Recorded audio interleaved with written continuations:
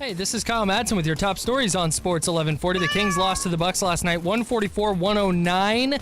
That snapped a 5-game winning streak for the Kings. Justin Jackson had a good game, though. He had 22 points on 9 of 12 shooting, including 4 of 7 from three-point range. Sacramento now gets a couple of days off before they welcome in the Raptors on Wednesday to kick off a 4-game homestand. Both Matt Olson and Matt Chapman won Gold Gloves for the A's. They were the only two winners for the green and gold. Of course, the A's first baseman and third baseman winning their awards for the first time. And in some NFL action yesterday, the Saints beat the Rams 45-35, so there are no more undefeated teams in the National Football League. The Pop Steelers, that champagne, Miami. Yeah, good, nice job, Mercury Morris. More like Jupiter Morris because he's full of hot air. Got him. The Steelers snuck past the Ravens 23. Monday Night Football is tonight. And That's a good one. Monday Night Football is tonight, and we're broadcasting it. 5 o'clock coverage. I'm not letting you go to work. Sports 1140. You're on timeout, dude. Listen up. Welcome Bad. to The Drive. Morning. You're going to talk. Get on the phone at 339-1140. Pretty awesome, huh? Jump in on our text line at 441140. Everyone is talking about it. You must know that. The Drive starts now.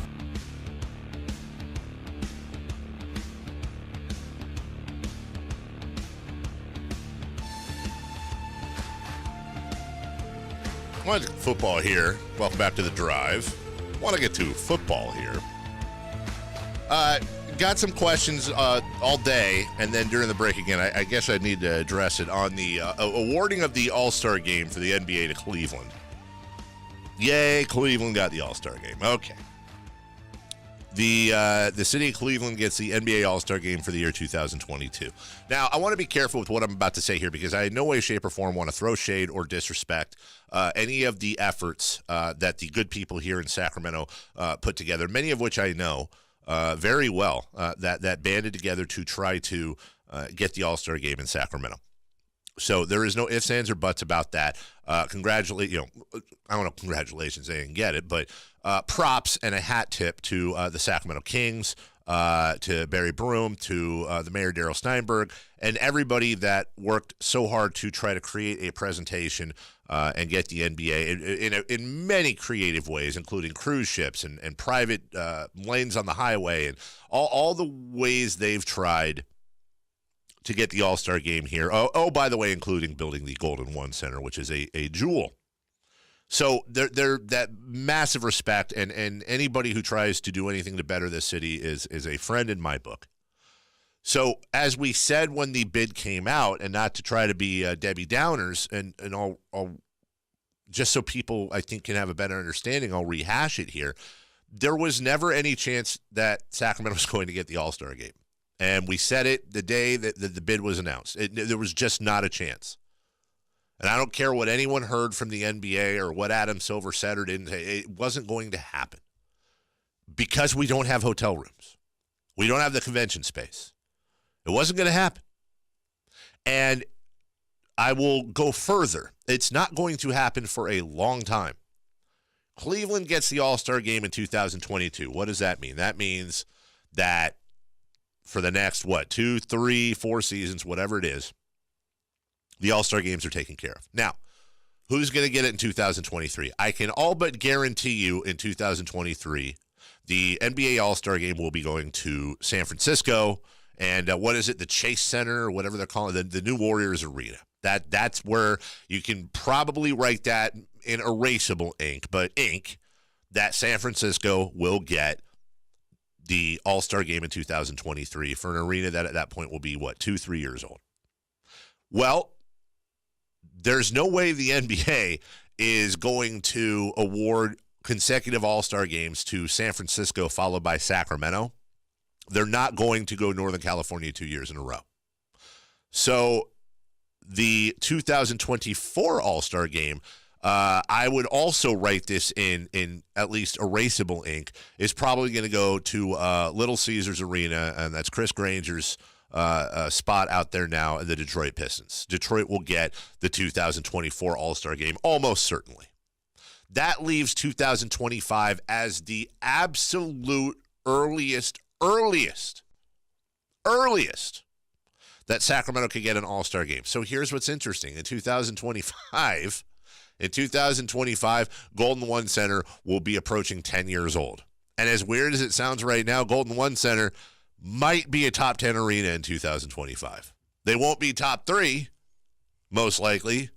An arena that's 10 years old at the rate arenas go up now is like a dinosaur. It really is. Now, Golden One Center is going to be around a long, long time, and that's way, way, way in the future. I don't want to sound like I'm bagging the arena here. No, and they're going to keep that thing fitted with the latest and It's greatest. going to be ridiculous. Yes. Here's the thing, and I say that just so people can understand. This had nothing.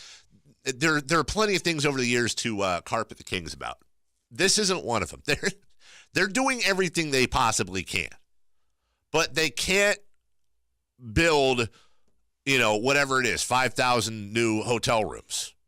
They're getting there. I mean, there's definitely some new hotel rooms, and with all the stuff coming to Sacramento, and there's a Fortune 500 company coming in with 5,000 jobs in Natomas, and there's all kinds of crazy stuff happening, and who knows, hopefully very, very quick here, we'll be breaking ground on a soccer stadium. There's a lot of things happening.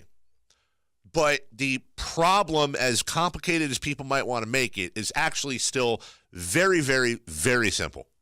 They don't have the hotel rooms. They don't have the convention space. That's it. And they're not particularly close. And that's why, unfortunately, we will not have an all-star game in this town anytime soon. And as we just kind of laid out for you, at a minimum, you're looking at 7 or 8 years from now for you to have that. So you probably have a better chance of co-hosting the Winter Olympics with Lake Tahoe than you do having an NBA All-Star game. And I'm not being funny. That's probably most likely what would have a better chance. Switching to football, Kyle Madson. Probably most likely. Probably most likely. All right. Let's get to football. Kyle, I said during the break that when Le'Veon Bell comes back and reports, which will likely be next week, he's going to get the double birds from the Steelers. And I'll tell you why, and we can go beyond the whole, we can go beyond the whole offensive line has rallied behind James Conner. James Conner's a great story. He's a local kid, played at Pitt. Right. All that peripheral stuff. Did you know that James Conner has 4 games with at least 100 rushing yards, 50 receiving yards, and a touchdown this season? Now, that's just so far through, what are we in, week 9? So it was at 8 games for everybody who hasn't had a bye yet. And the Pittsburgh Steelers themselves have played a grand total. Let's see, they won yesterday. They've played a grand total of 8 games. So through 8 games, through half the season, James Conner has 4 games with at least 100 rushing yards, 50 receiving yards, and a touchdown. Okay, so I will give you a quick trivia question. Kyle Madson. You're probably not going to name them all, but name any other players that have done that through an entire season. And say the stat line again. 100 rushing yards, 50 receiving yards, and a touchdown at least. In one game. He has 4 games where he has at least 100 rushing yards. And I'm looking for people who have done it at least once. At least once in a season. He has it okay. 4. Okay. How many are there? How many are there? Okay, I'm gonna. I don't want to make this too confusing. Let me just. Todd Gurley. I'm making a point here. Roger Craig. That is the most games in NFL history that has happened. That is the most games through half a season. James Conner has 4 games where he has at least 100 rushing yards, 50 receiving yards, and a touchdown this season. Now, that's been done before in games by people. Right. But it's never been done 4 times. And he's done that in 8 games. So I think it's really actually time to forget or put aside the whole, James Conner's doing a really great job while Le'Veon Bell's gone. Oh, James Conner is really, what's going to happen when, no. It's actually time to look and go, you know what? James Conner might actually be as good or better than Le'Veon Bell. And that's where I think Le'Veon Bell miscalculated.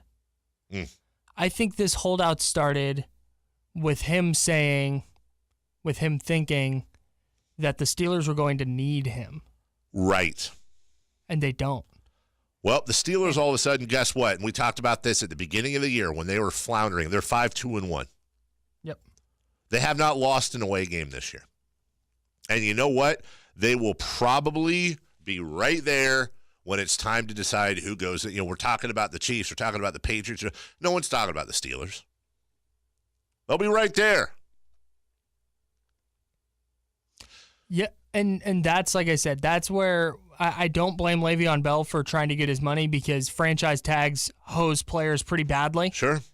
And I don't blame him for trying to get his money, but the second he saw James Conner dominate week 1, he needed to be in there. Yeah. Like, he screwed himself because he thought the Steelers were going to need him, and they don't. They do not. And now he's continuing this. I'm trying to make an example. I'm trying to, like, no, man, you swung and missed. Sure. Oops. Yeah. Now, here's my question for you. No, don't ask me questions. So James Conner comes in, and I'm a huge fan of that story. He comes in, and he's doing better than anybody could have imagined he'd do. He's literally breaking NFL records. Now, which is more likely? Because we've had this conversation in depth many, many times. And I've often said, I believe that though you need talent, that scheme and offensive line is more important than talent at the running back position. Which is more likely, that the Steelers just happened to happen upon two of the greatest all-around backs for a season in Le'Veon Bell and now James Conner? I don't want to say of all time. And how much is it that we've seen in football so many times where you have a plug-and-play offense, where you can just insert somebody who has to be good. They have to have talent. But here's the offensive line. See that Pouncey kid? Run behind him. Here's the scheme. Here's the coaching. Here's Ben Roethlisberger. Just like, you'll remember this. I know you're younger than me, but you'll remember this. Just like, hey, we're going to throw Mike Anderson. We're going to throw out Olandis Gary. We're going to throw out, remember when Mike Shanahan had those Denver Bronco teams, and you could put Kyle Madson in at running back, and you're going to gain 100 yards. Yeah, the amount of, yes, right. Offensive line, man. Offensive line. Get yourself a good coordinator and just go off to the races. Because I part of this is that my enjoyment of James Conner's story also has the other side, which is I don't know how good James Conner really is because of what Le'Veon Bell did before him. And now I don't know how good Le'Veon Bell is. In other words, if I'm a team shopping for Le'Veon Bell, am I looking at him and going, I don't know, dude. Look at what James Conner's doing in the same system. Is Le'Veon Bell really that great? Is he going to be that great on the Niners? Is he going to be that great on the Raiders? Is he going to be that great on pick XYZ team? I think this is more, such a big deal was made out of Le'Veon Bell's running style. Mm-hmm. People would freak out. They'd be like, wow, look at him. He comes to a complete stop while he picks Patient. up. Okay, that's great. Yeah, that's awesome. But it's pretty clear that, like you just said, that whether it's, and maybe it's a combination of system and James Conner being phenomenally talented, but I think the days of looking at Le'Veon Bell as this irreplaceable, oh my gosh, you have to pay him all of the dollars guy is now gone. And he'll still get, if he hits the free agent market, he will get a chunk of change, because there's not, you couldn't take Jeff Wilson. He's on the Niners practice squad. You couldn't throw him in Pittsburgh and say, hey, this guy's going to go average 88 rushing yards a game and 47 receiving yards a game. Sure. But it does diminish Bell's value. I think it diminishes Bell's value, and I hope that it also increases, again, the idea that pay your linemen. Mm-hmm. Pay your linemen. Maybe throw a good fullback in there. They have there. the best offensive line in the league. They really do have an amazing offensive line. Last season, Le'Veon Bell played 15 games and scored 9 touchdowns. He averaged 4 yards per carry. James Conner in 8 games this year has 9 rushing touchdowns, 4.7 yards per carry. And he's averaging 10 yards per reception compared to 7.7 for Le'Veon Bell. Dude, It's great because they've only played 8 games, so you can just times 2 on all this. James Conner's on pace to rush for 1,400 yards. James Conner's on pace to receive just under 800 yards. Oh, and catch 80 passes. James Conner's on pace to rush and receive 20 touchdowns. That's not just a good season. That's an epic season. So, A really good year. yeah. I love it. I absolutely love it. Saints, Rams yesterday. That game lived up to all its hype. Before we get to those highlights, though, I wanted to get to a couple of these highlights. Bears are blitzing as Peterman is throwing. The protection holds. He throws. Contested throw. Oh, there you go. It is tipped up and intercepted. Amos up with it. Amos hit from behind. Bears football. So Nathan Peterman was intercepted by the Bears. 3rd down and 3 for Peterman. He's got it back to his left. 3 receivers to the right. He takes the snap coming to the near side. It's broken up and intercepted out of the deflection. Leonard Floyd fired. End zone. Touchdown Bears. Special props, by the way. Didn't realize we were going to stumble onto this, to the color commentator for the Bears not being able to contain himself, too. That's always a fun thing to do. Again!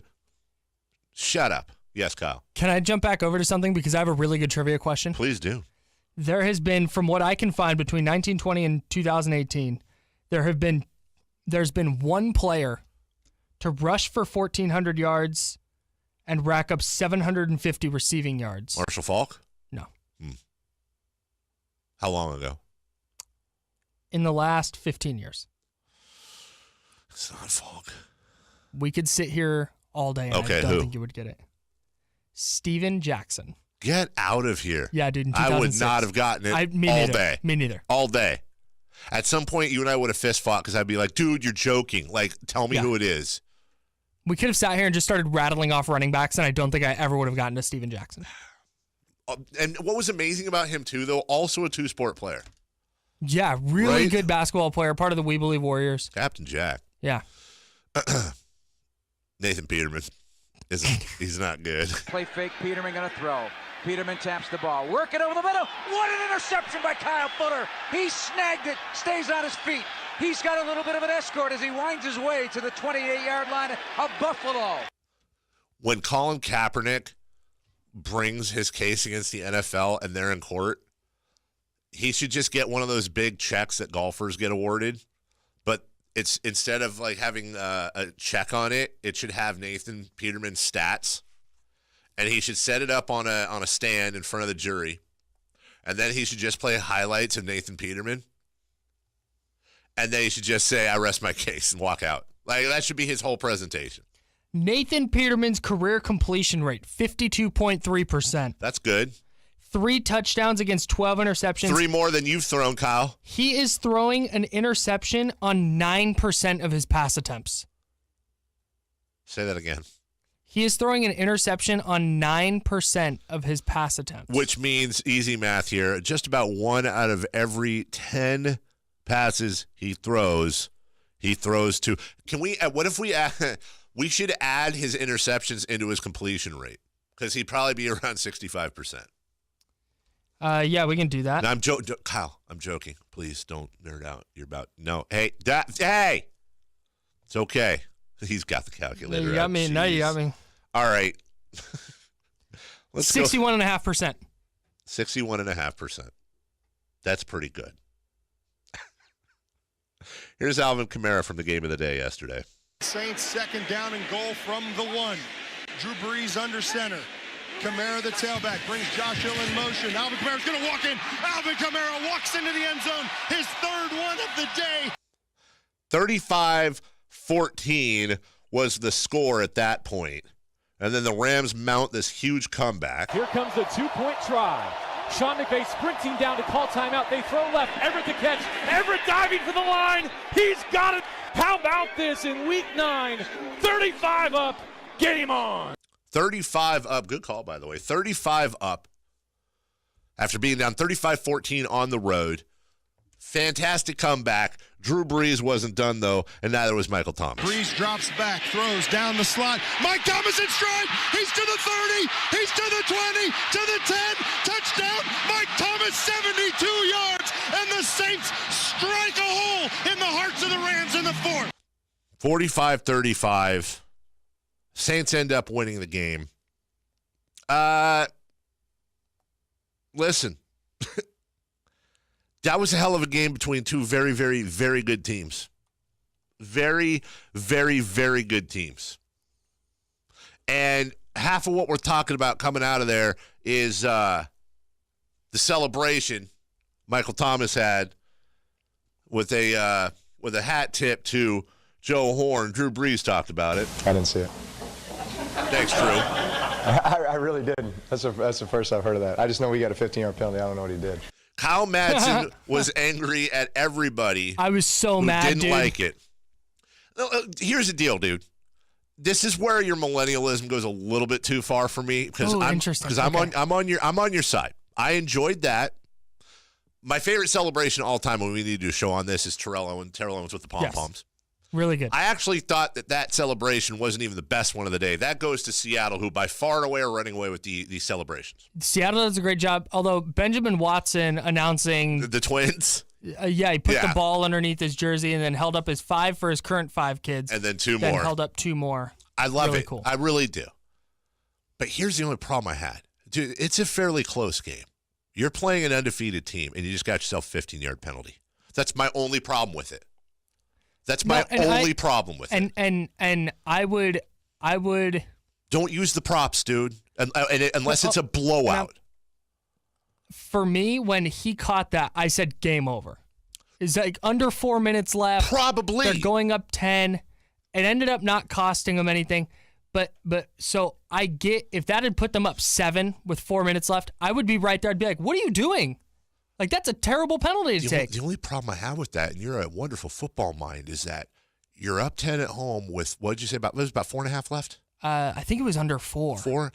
Right about 4 minutes. It was just 35-14 like 2 seconds ago, and you're playing the Rams. Like, I agree with you, and that's the way it turned out, that odds are that's the ball game, but odds are also fairly decent. It's not the ball game.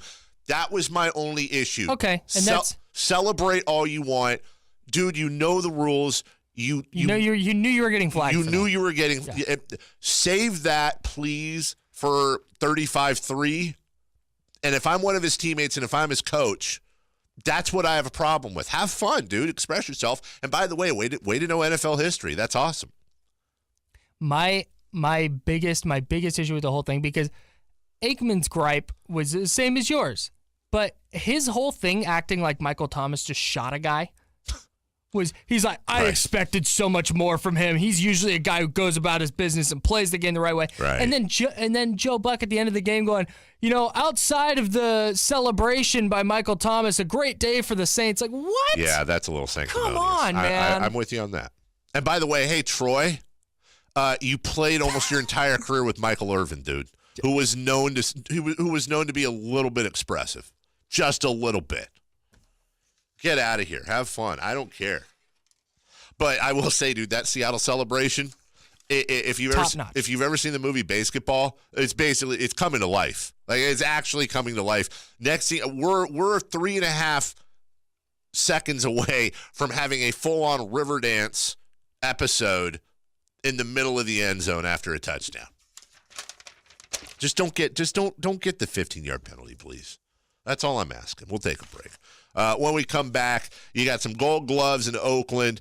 You got some gold around Daniel Cormier's waist. And Floyd Mayweather looks like he's fighting on New Year's Eve. I don't know what the hell he's doing. This is a weird story, but we'll cover it next on The Drive. Sports 1140 KHTK.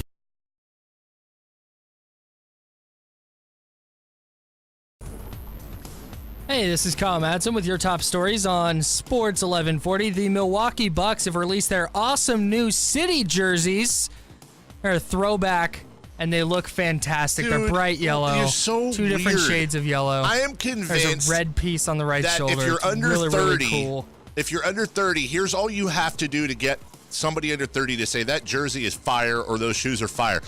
Just take like 90 colors, make them as bright as possible, dip the shoe or jersey in there, and then go, here you go. They're, oh my God, those colorways are dope. You can't possibly think those look good. Do you really? All right. Oh, yeah. You were doing Take them or You were leave. doing a thing. Take them or leave. Okay.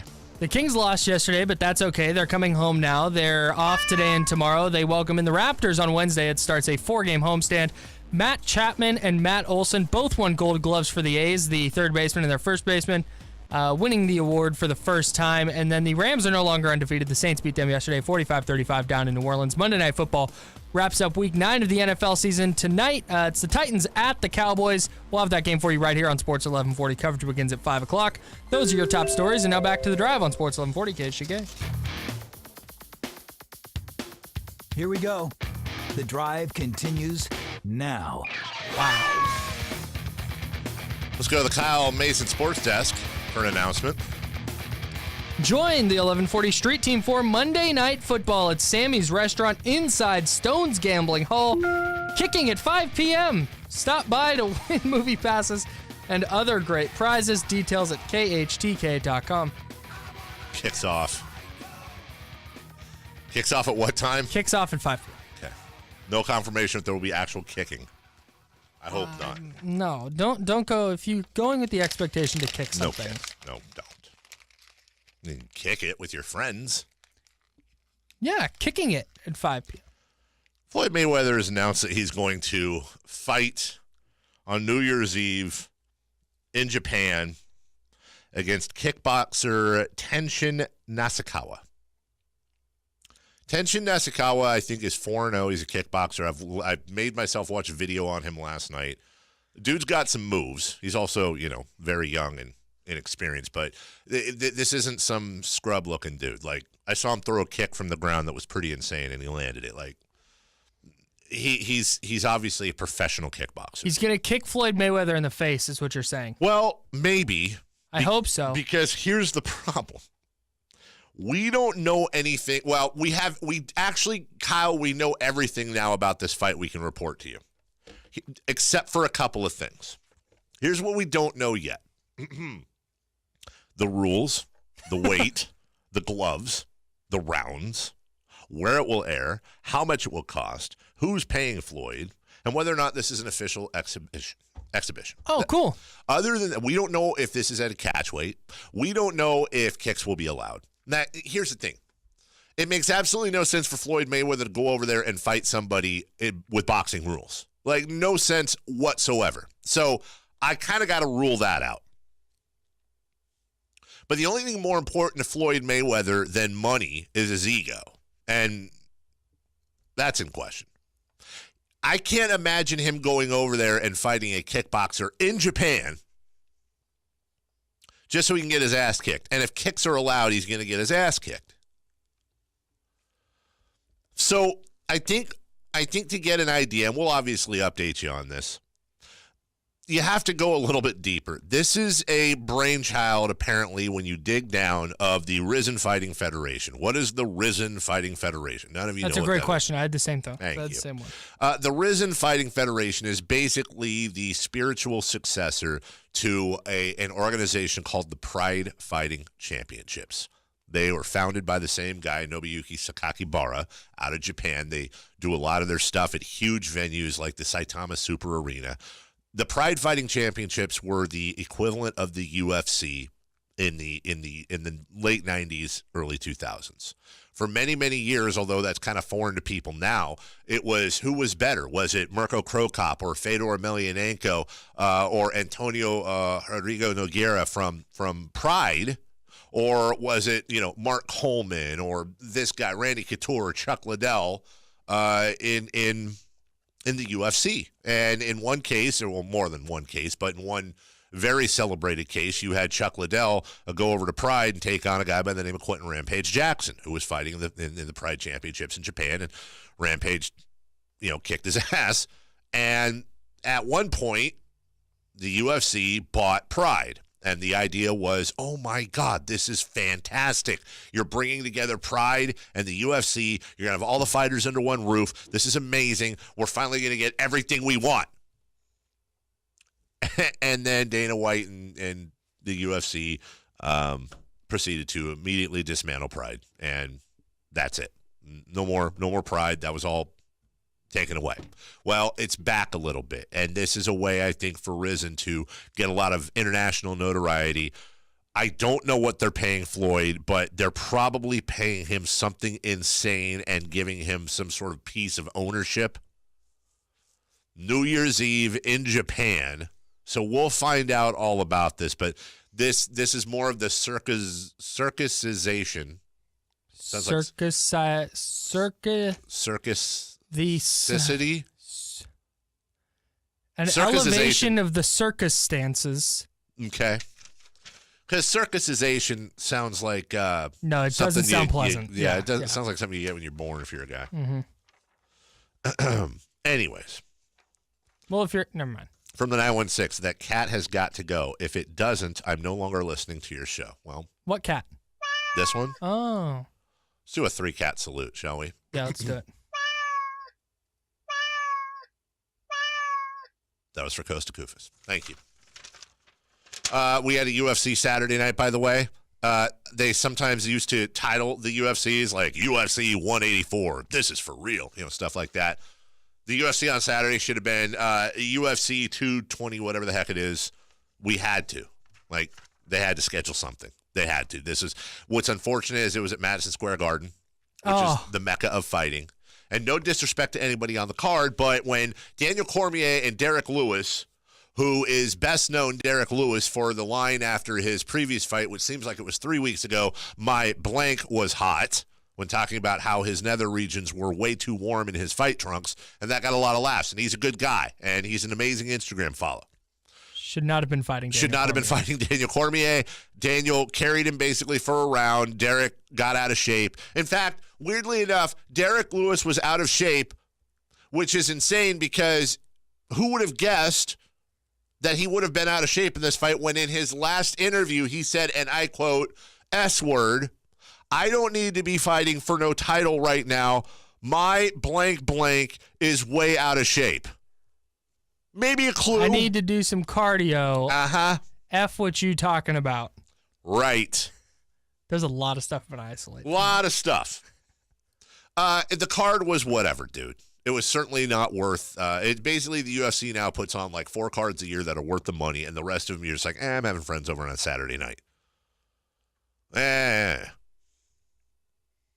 So, wow, Cat Nation showing out in the every time. I shouldn't even acknowledge that stuff. It's just when people challenge us.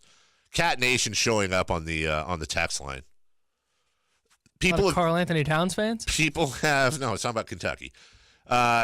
People have now grown not only to get used to the cat, which is basically my symbol for Kyle is the meow, but they're now extremely protective of the meow. Can we name our cat? Can we name the show Cat? We should actually come up with a few names and then have multiple cats. Have the poll, do the poll thing. Oh, that's a good idea. Don't isolate that either. From the 916, that cat is gold. Don't listen to that blank face that just said that. This is serious. It's not that serious. Anyways, Daniel Cormier now has to choose between making a ton of money fighting Brock Lesnar or making a ton of money fighting John Jones. He wants to retire after his next fight. I sincerely hope Daniel Cormier, I don't know. We'll talk about that some other time. Part of me wants him to fight Brock Lesnar because he'll probably win, and he'll make a ton of money, and he deserves it. I very much like Daniel Cormier. And then fight John Jones. But John Jones will probably beat his ass for the 3rd time, and then do you really want Daniel Cormier to retire on an ass beating? Maybe just don't fight John Jones again. I think I would hard pass on that. Just fight Brock Lesnar, take the win, and walk off into the sunset with $5 million in your pocket and teach kids how to wrestle and be a good guy. Hey, you got a closer look at those Bucks uniforms. They're so bad. Okay, thank you so much, dude. Thank you for saying that. We'll take a break. I didn't realize there was a lime green outline around the numbers. and the shorts have like a blue on them. It's so out of nowhere. bad. They're like, I would wear it if someone gave one to me. I would wear it ironically. I'd be like, haha, look at this jersey. Look how gross this is. You guys can stop with the names. No, I don't think that we're going to name it Chairman Meow. Though we could. No, Catty McCatface. It's obvious. I'm going to be honest. They're two pretty good names. Very obvious. We'll take a break. When we come back, what's on tap? Right here on The Drive. Sports 1140 KHTK.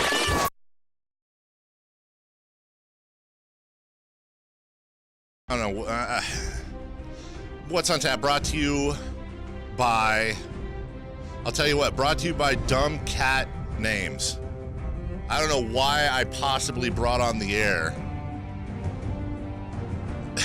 the fight over the meow. Now people want to name the Drive official kitty cat. And your names are all stupid.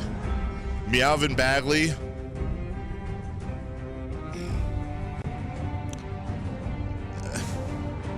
Marvin Catley, Yogi Ferrell, that one's okay. Iman Shumper,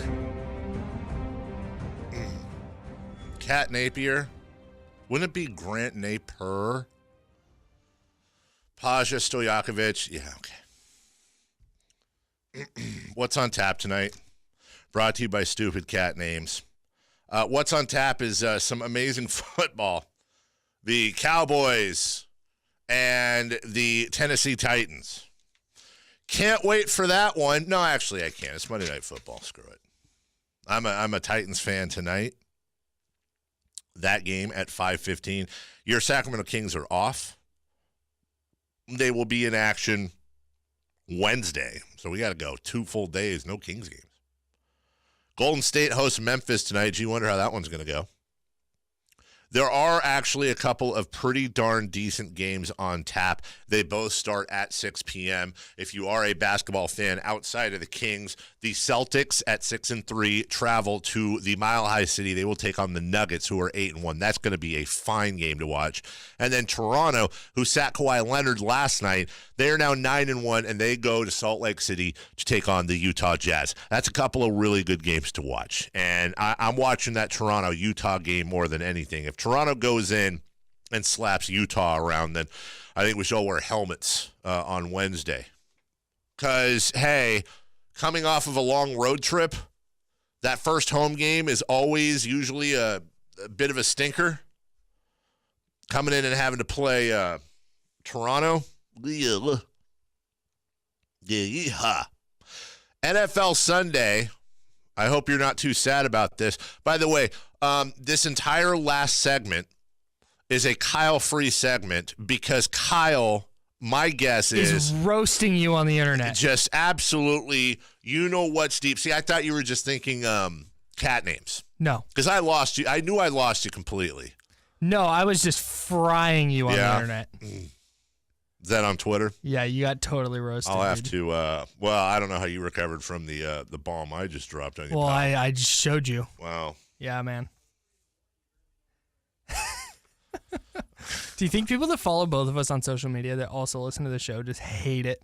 I don't know why you would follow us on social media or listen to the show is the problem. Yeah. Yesterday, Kyle, feel bad about this. Okay, I feel awful. Before the late afternoon NFL games even kicked off. Yeah.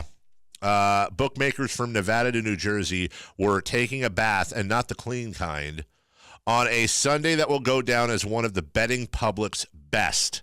Nice. Wait, no, I feel so bad. Nevada sources estimate that state alone lost in the range of $7 to $10 million Sunday by itself. In the early games, the books found themselves holding a lot of lopsided action on the Vikings and Steelers, who both easily covered the spread.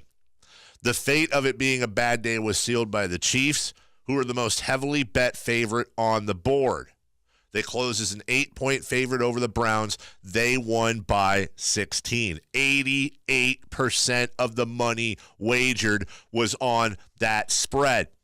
That just goes to show you, regardless of whether or not you bet, when lines are laid down, the job of who's putting the lines down is to try to make sure that you have as even amount of money possible on both sides. Not, we think they're going to win by this much. No, it's if you lay down an 8-point spread on the Chiefs being the favorite and all the money's going on the Chiefs, that's why you up it to 9, 10, 11. Yeah. Well, the lines didn't move enough. It is the third straight bad weekend for the books, but this was an all-time bad one. A 125-year bookmaker said it made his top 10 list. Ooh. Caesar's Palace said it was one of the worst Sundays he could remember. Caesar himself said that? Himself. He said, "Et tu, betting public." Some history for you. Thanks. Thank you. Sometimes you learn things on this show. That's a great point right there. The more you know. The underdog New Orleans Saints beat the Rams 45-35. The Patriots covered the spread over the Packers. New sports books in Mississippi and New Jersey also reported taking it on the chin on Sunday. Yeah. I love how the ESPN and anybody reporting on this, they're reporting on it like, oh, another horrible day for the sports books. And it's like, yeah, the proper headline there is, hey, nice job, betting public. And thank you. Exactly. Hey, sports books, eat one. Guess what? Remember all that money I lost in the Peppermill back in 2004? There you go. Revenge. Yeah, I wanted to when I first started being able to go to casinos and stuff. I wanted to like keep track of my lifetime like winnings and losings. Oh, that's a bad idea. Well, and let's just say I don't wind up remembering all of them. So because you were so excited to gamble. Yeah, I was just really hyped, and I'm guessing I could win a major jackpot somewhere, and like still be in the red. Yeah, dude. That's when they're like, "Oh, it's a terrible day." Like they're fine. The casinos are doing just fine. I bet they made up for it yesterday. You're not going to see any like bookies, but whatever. Vegas isn't closing. No. You're not going to have a going out of business sale at Caesars. Just the giant poster on the side. The betting public is too smart for us.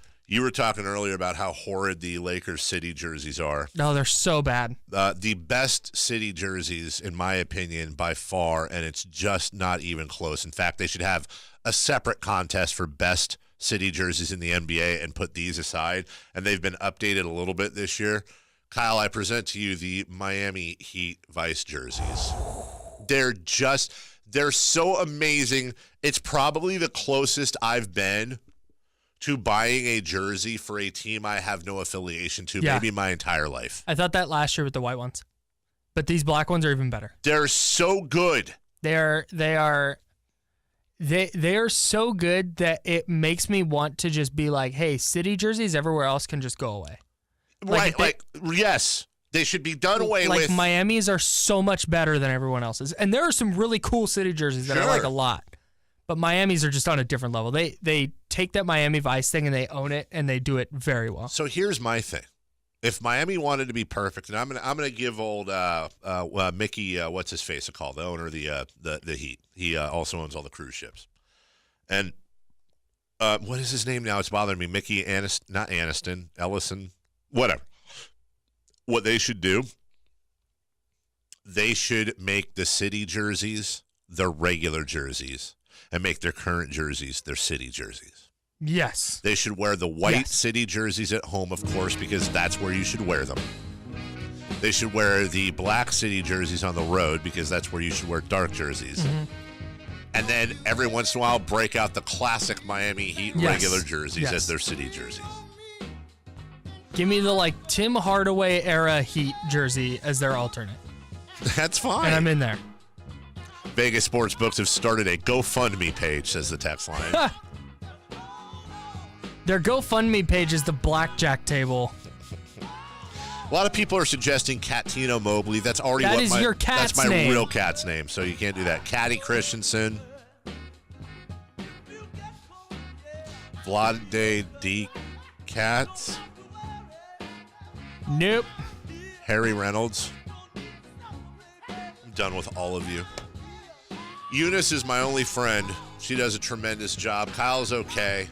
You guys were average today. We'll see you tomorrow at 6 a.m. Let's try to do better with Matt Barrows. Jim Rome is next right here on Sports 1140 KHTK. Bye now.